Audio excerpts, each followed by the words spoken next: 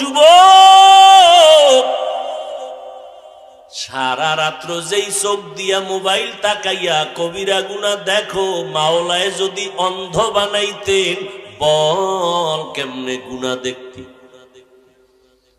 এরে বাইতুল মুকাররমের গেইটে গিয়া দেখবি কত অন্ধ ভিক্ষুকরা ভিক্ষা করে। বিভিন্ন বাস টার্মিনালে অন্ধরা লাঠি নিয়ে বাসে উঠে উঠে ভিক্ষা চায়।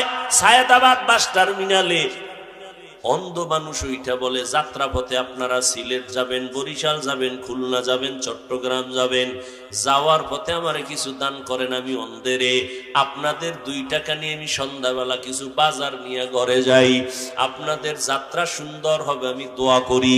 অন্ধের দোয়া মাওলা ফিরায় না, এই কইয়া কান্দে আর কয় আপনাদের টাকা যখন পাই আমি সন্ধ্যাবেলা কিছু চাল ডাল নিয়ে ঘরে যাই।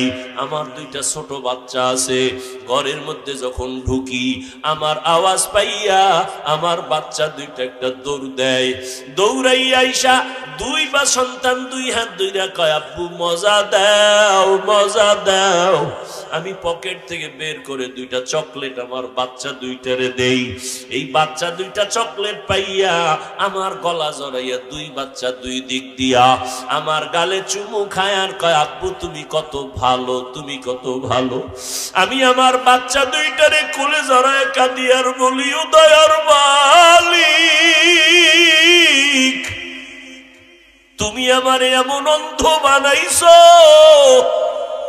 আজকে সন্তান আমার গালে চুমু খায় আর বলে আমি নাকি বড় ভালো,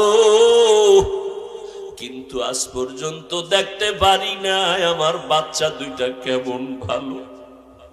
আমার স্ত্রীর চেহারা দিয়ে তাকাইয়া দেখতে পারি নাই।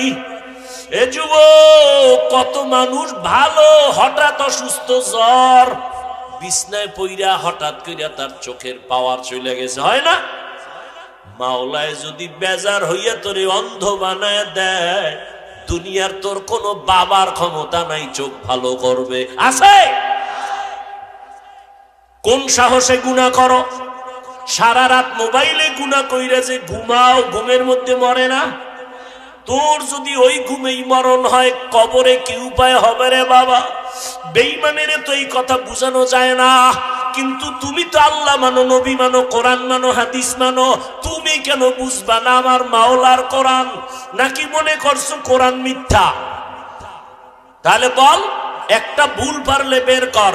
আল্লাহর কসম আমি এখন দাড়ি কেটে ফেলবো, রাস্তায় প্যান্ট শার্ট টাই লইয়া আল্লাহর বিরুদ্ধে কথা বলবো, পারবি? দুনিয়ার কোন পণ্ডিতেরা অপচেষ্টা কম করে নাই, একটা ভুল বের করতে পারে নাই, বরং বহু বিধর্মীরা কালেমা পড়ে মুসলমান হয়ে গেল। ওই কোরআনের পুঁজি নিয়ে বাহাদুরি কইরা বইলা গেলাম রে যুবক, ওই কোরআনে কোনো ভুল নাই, ওই কোরআনে যা আছে সব সত্য।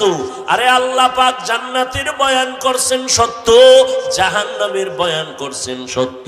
যারা নেক আমল করবা তারা জান্নাতি, যারা গুনাহ করবে তারা জাহান্নামী, এটাও কোরআনের আয়াত। আবার জাহান্নামটা কেমন, জান্নাত কেমন, তাও আল্লাহ বয়ান করেছেন। ও যুবক, আমি কিন্তু এতক্ষণ যে চিল্লাইলাম একবারও কিন্তু কাউকে বলি নাই আমার মতো বড় হুজুর হইয়া যাও, একবারও বলি নাই তাবলিগে যাও, না গেলে জাহান্নামে যাইবে, একবারও বলি নাই পীরের কাছে না গেলে জাহান্নামে যাইবে, একবারও বলি নাই। বরং আমি বলবো তুমি যেখানে আছো থাকো, তবে তোমার সিস্টেম পাল্টাও, তোমার চরিত্র পাল্টাও, মদিনার চরিত্র লাগাও। কারণ নবীর চরিত্র ছাড়া, আদর্শ ছাড়া দামি কোনো আদর্শ আর কারো কাছে আসেনি। থাকলে বল আল্লাহর কসম আমি তার কাছে যাব, নবীরটা বাদ দিয়ে দিব। নবীর থেকে ভালো আদর্শ থাকলে বলো আমি ওইটা নিব। তা নবীরটাই ভালো, বলো নবীরটাই ভালো। তো বলো তো নবীর আদর্শের মধ্যে কি নখ কাটার নিয়ম নাই, চুল কাটার নিয়ম নাই? তুমি বেঈমানের পা চাটো কেন বলো তো বাবা? চুল কাটছো বেঈমানের লাইনে, কারণ কি? মোহাম্মদ নবীরে পছন্দ হয় না তোমার, তো কেন বেঈমানের লাইনে চলো বলো? কি স্বার্থ কি? একটা যুবক দাঁড়ায় বলো যে হাফিজ ভাই বেঈমানের লাইনে চুল কাটলে চোখের জুতি বাড়ে, একটা বল।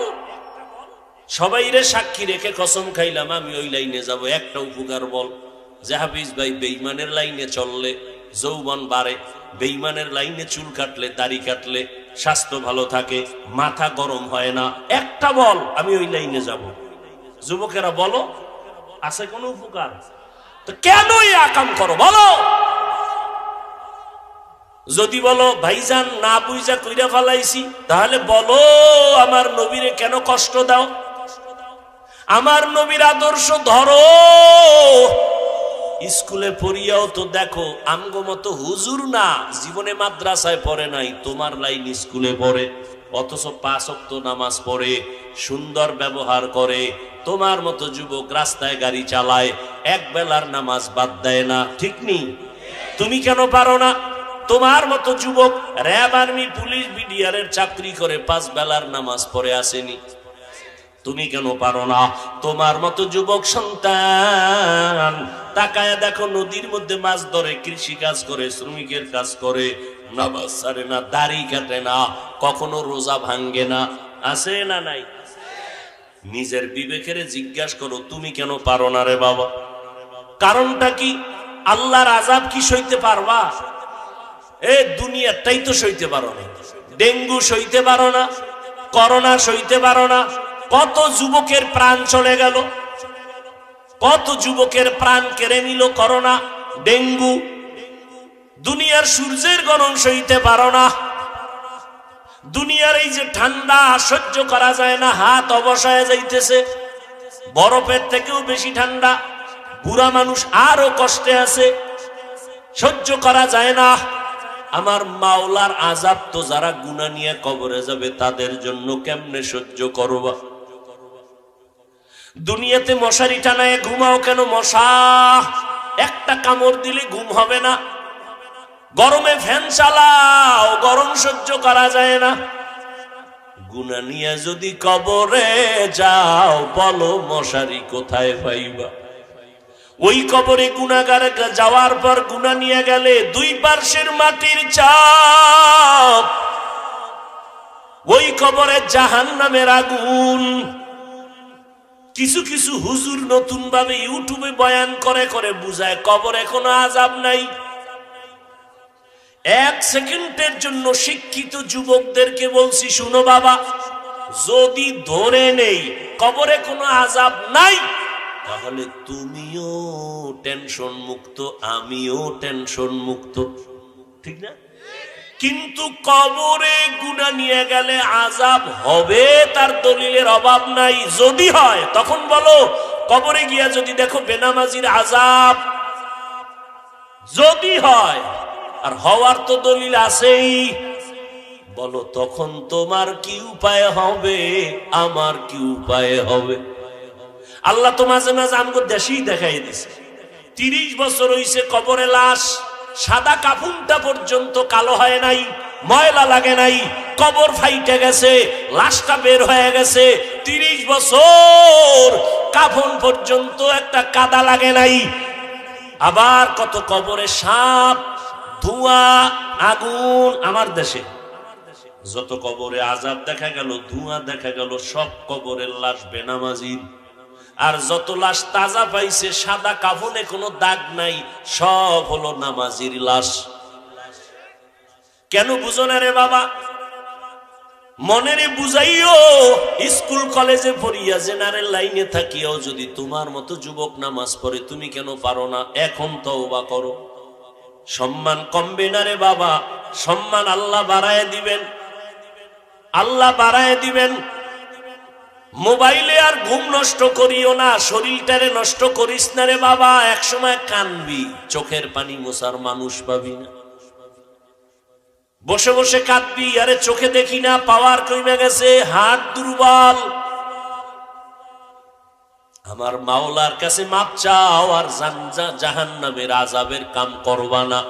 কারো সাথে বেয়াদবি করবা না, মা বাবার দোয়া নিবা, ওলামায়ে কেরামের পরামর্শ নিয়ে 5 বেলার নামাজ পড়বা, আর দাড়ি কাটবা না, মা বাবারে কষ্ট দিবা না, আলেমদের বিরোধিতা করবা না, নবীর তরিকা আন্তা রব্বি আন্তা হাসবি জুল জালাল তুহি কাদের জলিলুল্লাহ জাহাদার বহর হালে তুহি মেরা নিগাহদার। রাগ করেননি আপনারা?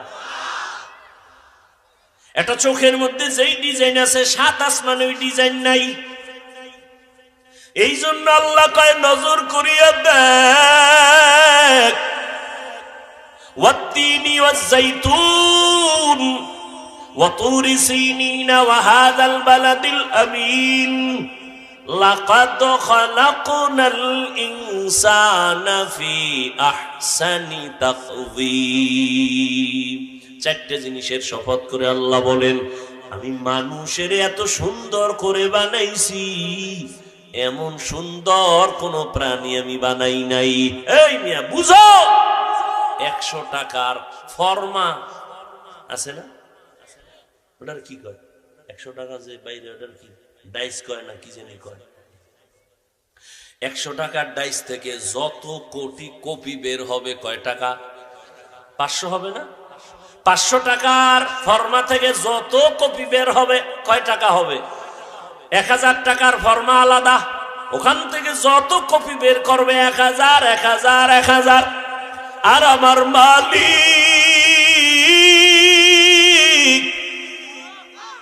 আদম থেকে শুরু কইরা আজ পর্যন্ত হাজার লাখ কোটি কোটি কোটি কোটি এক ফর্মা দিয়া সন্তান দুনিয়ায় পাঠাইছেন। নজর কইরা দেখো রে বাবা, একজনের চেহারার সাথে আর একজনের কোনো মিল নেই, কণ্ঠের সাথে কোনো মিল নাই, আঙ্গুলের টিপের সাথে কোনো মিল নাই, একজনের চোখের ডিজাইনের সাথে আর একজনের চোখের ডিজাইনের মিল নাই। ইয়া ইলাহি তু মেরা মাবুদ হ্যায়, ইয়া ইলাহি तू मेरा माशूक है, या इलाही मुझसे मुझको दूर कर, ताके देखो मुझ में तुझको एक नजर। ও আল্লাহর বান্দার ওই মাওলারে কেন চিনো না রে বাবা? আমার আল্লাহ একই মায়ের থেকে সন্তান বের করলেন 5টা। ও গাজীপুরের মানুষ, দেখছো তাকাইয়া বাবা, যেই ফ্যাক্টরি থেকে সিমেন্ট বের হয় ওখান থেকে রড বের হয়নি, যেই ফ্যাক্টরি থেকে যেই মেশিন থেকে তৈল বের হয় ওই মেশিন থেকে চাউল বের হবে নি, লবণ আসবে নি, হাসবে না।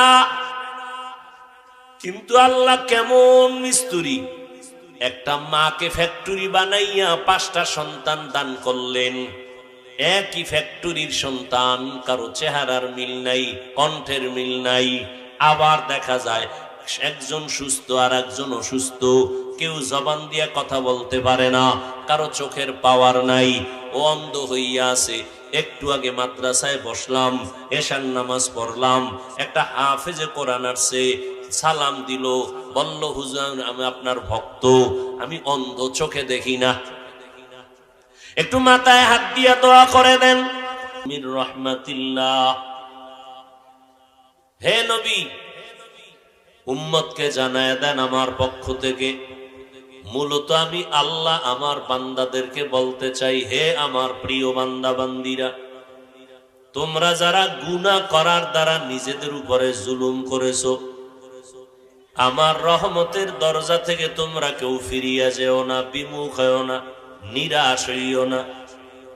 ইন্নাল্লাহা ইয়াগফিরুয যুনুবা জামিআ, নিশ্চয়ই আমি আল্লাহ সবার গুনাহগুলো মাফ করে দিব। ইন্নাহু হুয়াল গফুরুর রহিম, আমি আল্লাহ হলাম চূড়ান্ত ক্ষমাশীল, পরম করুণাময়। নবীজি বলেন, আত-তাইবু মিনাজ যামবি কামান লা যামবা লাহ, যারা গুনাহের থেকে তওবা করবেন আল্লাহ তাদেরকে এতটা পবিত্র বানায় দিবেন, মনে হয় যেন জীবনে কোনো গুনাহ তারা করে নাই।